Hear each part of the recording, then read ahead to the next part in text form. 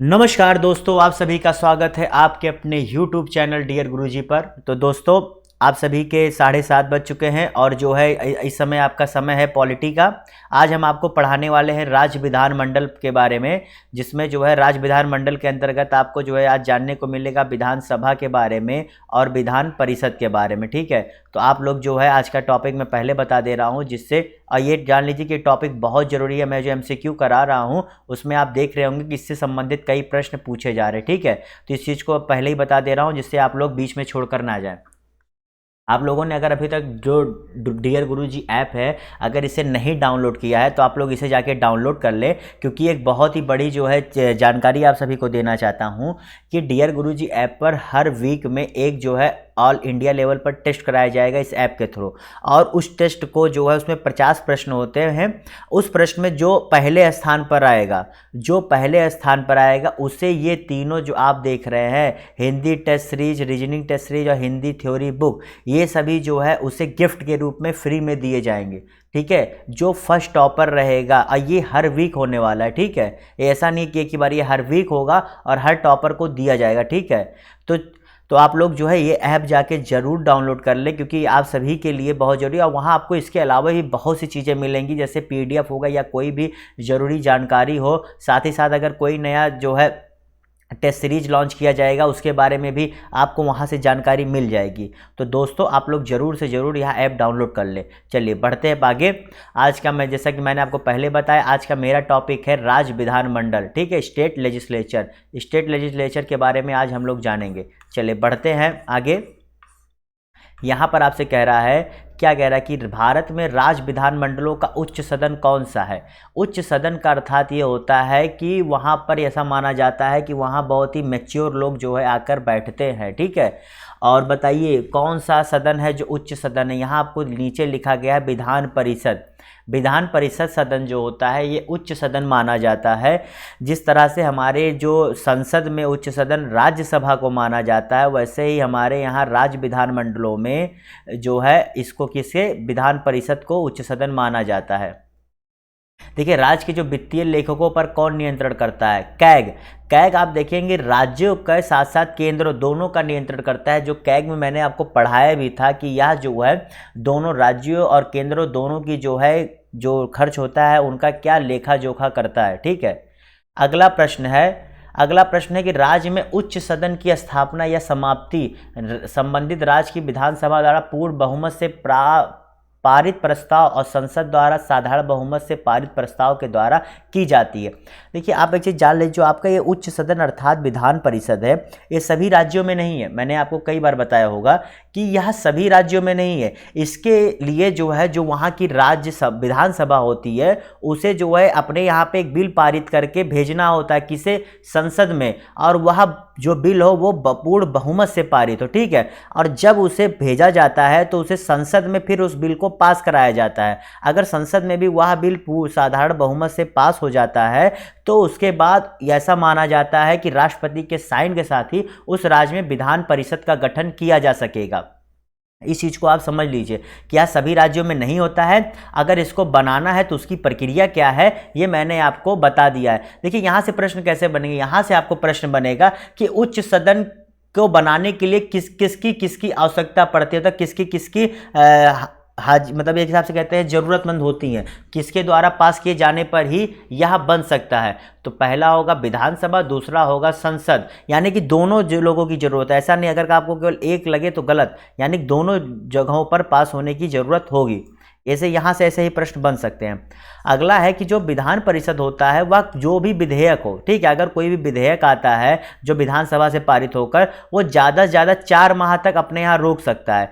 4 माह में देखिए क्या होता है, वो पहली बार में 3 माह तक रोक सकता है। अगर 3 माह तक रोक लेता है तो उसके बाद अगर वह बिल फिर से जो है विधानसभा से पारित होकर आता है तब सेकेंड टाइम में उसके बाद टोटल 1 माह होते हैं। तो दोनों मिला के कितने हो गए, 4 माह। इन दोनों को आप जोड़ेंगे तो 4 माह। ठीक है, यानी कि फर्स्ट टाइम में अगर आया वो नहीं कुछ कर रहे हैं, 3 माह तक अधिकतम सीमा है। उसके बाद अगर दोबारा आता है तो अधिकतम 1 माह की सीमा, यानी कि विधान परिषद के पास अधिकतम 4 माह होते हैं, उससे ज़्यादा वो उस बिल को नहीं रोक सकता। ठीक है, अगर वो कुछ सजेशन देता है तो ये डिपेंड करता है कि जो विधानसभा है वो उसे मान भी सकती है और नहीं भी मान सकती है। देखिए, विधान परिषद जो होता है और राज्यसभा में बहुत ही बड़ा अंतर है।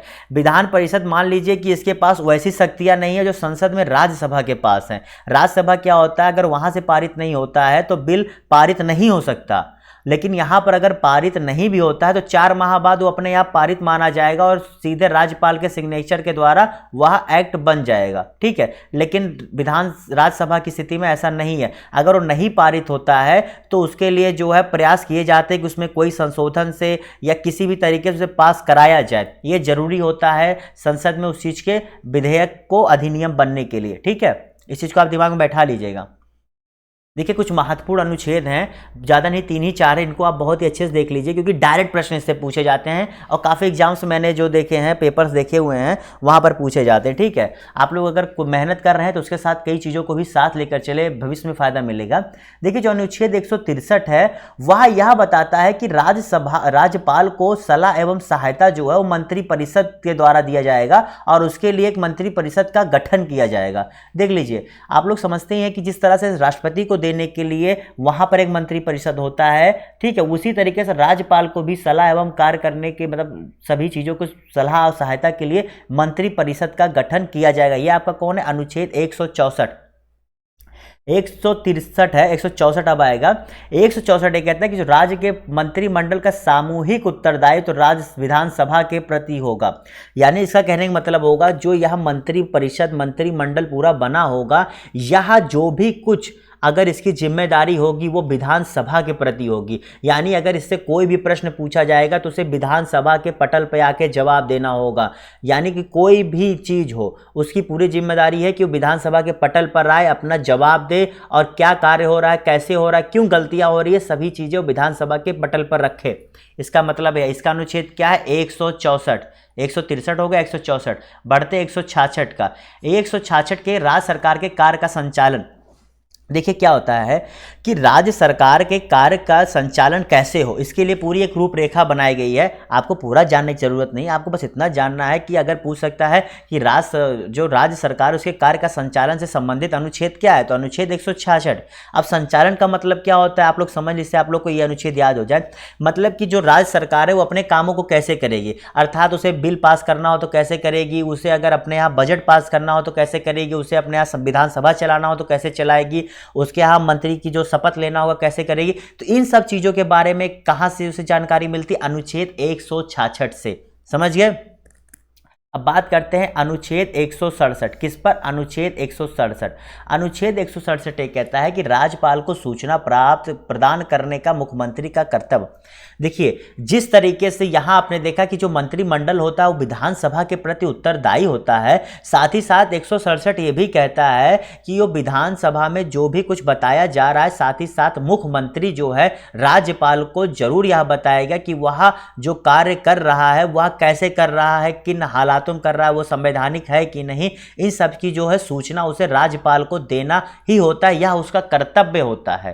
कर्तव्य आप समझते हैं ना, कर्तव्य माने होता है कि वो आपको करना ही होता है। ठीक है, तो आप लोग समझ गए 163, 64, 66, 67 आपको अच्छे समझ में आ गया ना। मैंने पूरा इसको जो भी अनुच्छेद जरूरी यहाँ दिए गए हैं उनके बारे में डिटेल में बता दिया। इससे ज़्यादा आपके सिलेबस में नहीं आएगा और आप कभी भी देखेंगे तो मोस्टली एग्जाम्स में ऐसे ही डायरेक्ट अनुच्छेद पूछ लेगा या जो है पूछ लेगा इस अनुच्छेद के अंतर्गत क्या आते हैं, बस ऐसे ही प्रश्न आते हैं और इससे ज़्यादा इसमें कुछ आपसे डिटेल में नहीं पूछा जाता।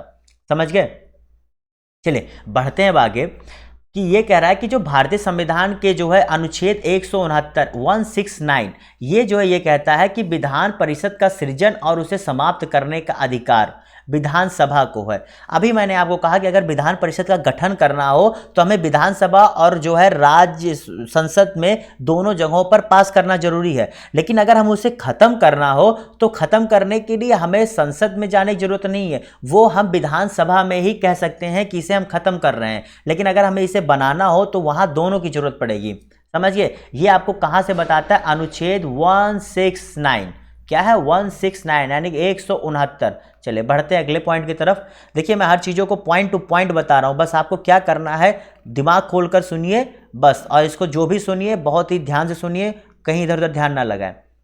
अगला पॉइंट है कि जो अनुच्छेद 170 है, अनुच्छेद 170 ये बताता है कि विधानसभाओं की संख्या क्या होगी, अर्थात कि किस राज्य में कितनी विधानसभा में कितने सीटें होंगी। इसका पूरा मतलब यही है। इसका साधारण मतलब क्या है कि कितनी सीटें होंगी उस विधानसभा में।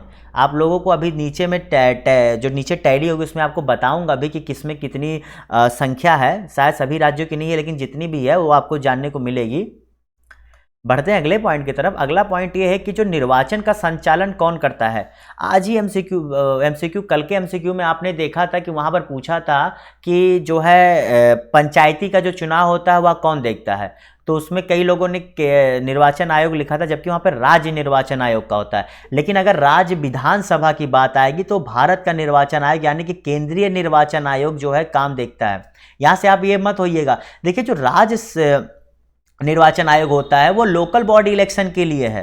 लोकल बॉडी इलेक्शन में आपके क्या क्या आते हैं, पंचायती राज चुनाव हो गया, म्युनिसिपैलिटी चुनाव हो गया, ठीक है। अब पंचायती राज में बहुत से चुनाव आते हैं, तो वो सभी जो है वो राज्य कराता है। लेकिन जैसे विधानसभा की बात हो गई तो ये जो है विधान परिषद की बात होगी तो ये कौन कराता है, राज्य का निर्वाचन आयोग यानी कि केंद्रीय निर्वाचन आयोग कराता है।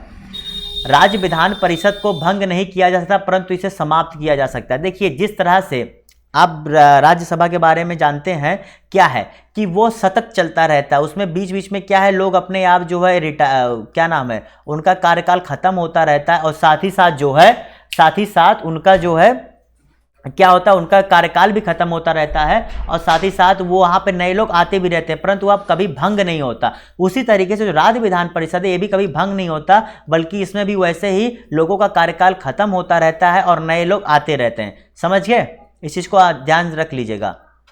लेकिन विधान परिषद को गठन करने की शक्ति अलग है, राज्यसभा को गठन नहीं किया जा सकता। राज्यसभा जो है ऑलरेडी हमारे संविधान में जरूरी बताया गया, ठीक है, इस चीज को भी ध्यान में रखिएगा।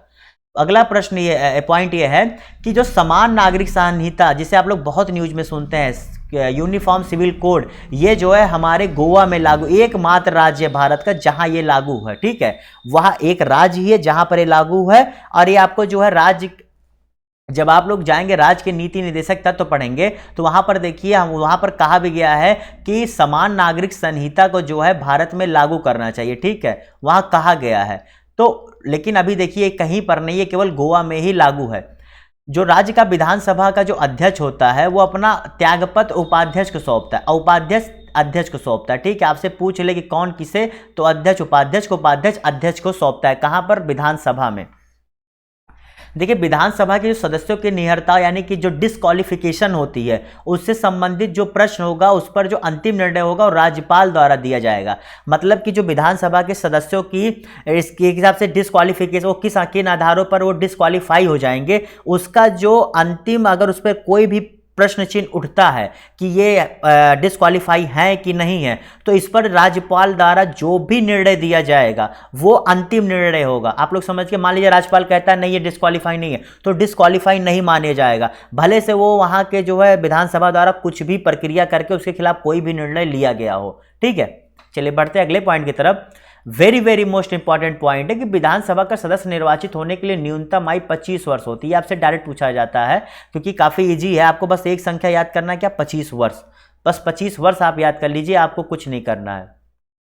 देखिए, जो विधानसभा के विघटन के पश्चात उसका अध्यक्ष अधिकतम 6 माह तक अपने पद पर बना रह सकता है।